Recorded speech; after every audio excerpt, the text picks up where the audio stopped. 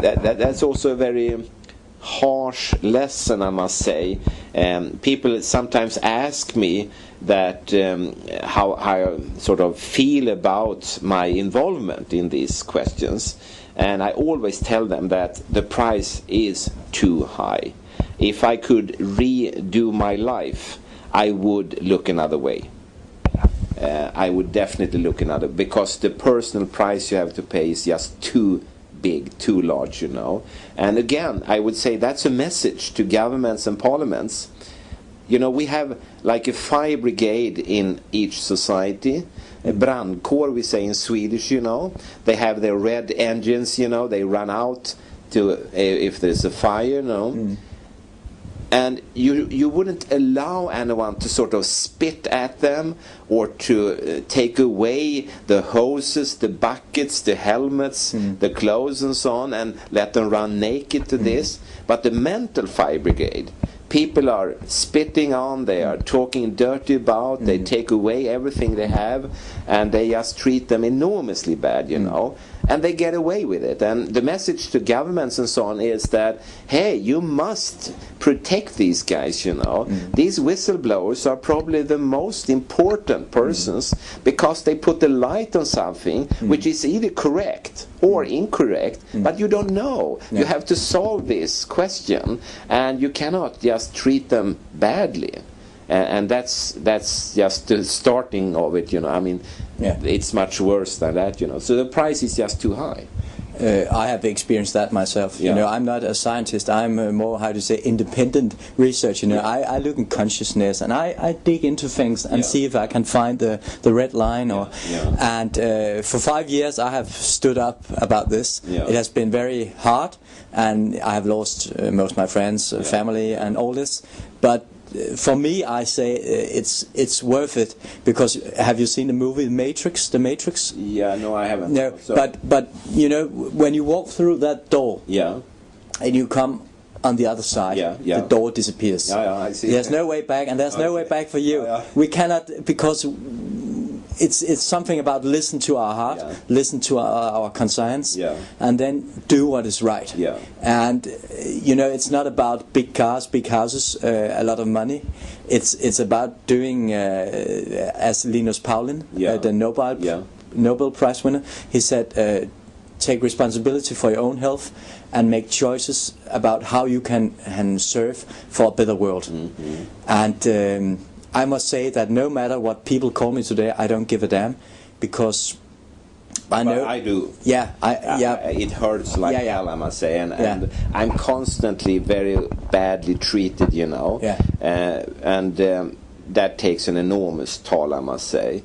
And no, I'm not so positive. But that was in the past. Now you will get your credit, and perhaps we are going to get another 50 million for Henry Lai, so we can get all the truths forth, and then we can say, oh, now we can know. Now we know it's safe or it's not safe to get the final. No, and also, you know, I would be very happy to show and prove that it is safe, because after all, I think. Now we have spent like 1 or 2 hours together, you know, on an important subject, yes, but compared to other things, I think this is very unimportant.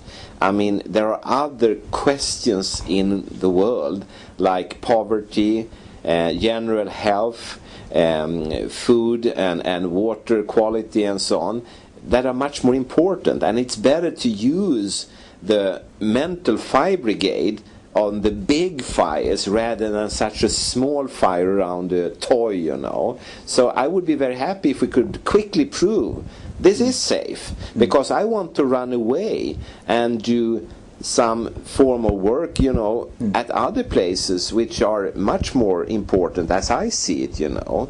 And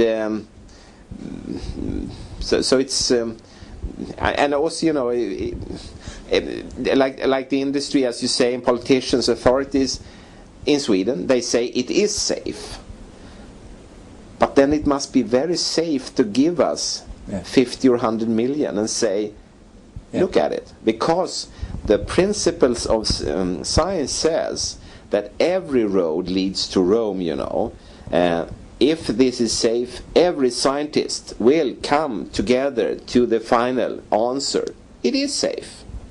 So from a sort of political point of view, it would be very, I think, good to let some of these critical scientists look at the same kind of issues, because there would be no danger. And as you know, this, how should we say, this type of thinking, you don't see that everywhere. For instance, the worldwide insurance companies, they don't insure for damages from electromagnetic irradiation.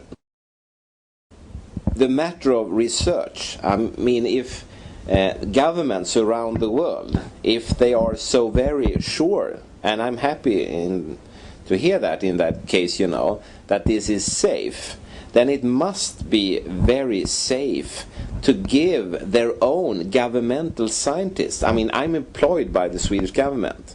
It must be safe to give these scientists all the funding they need to be able to pursue these different experiments and come up with the answers. And as you know, in science theory, it says that all the roads, they lead to Rome. If the answer is, yes, this is safe, then all scientists will arrive at the same final station, namely that particular answer. And if this is not the case, if governments like in Sweden and Denmark and so on actually know that it isn't really safe, then I must say that puts a sort of critical eye on the whole issue, and maybe the classical saying that something is rotten in the state of Denmark will prove true, Also, to get back to Shakespeare. Yeah, to get back to Shakespeare, of course, and of course, I hope this is not the case. But I know also at the same time that if you look, for instance, in critical newspaper articles around the world, in digging journalists' radio and television programs, there is constantly a strong feeling that yes, something is actually rotten in the state of Denmark, or in the state of Sweden, or in the state of the UK, United States, and so on.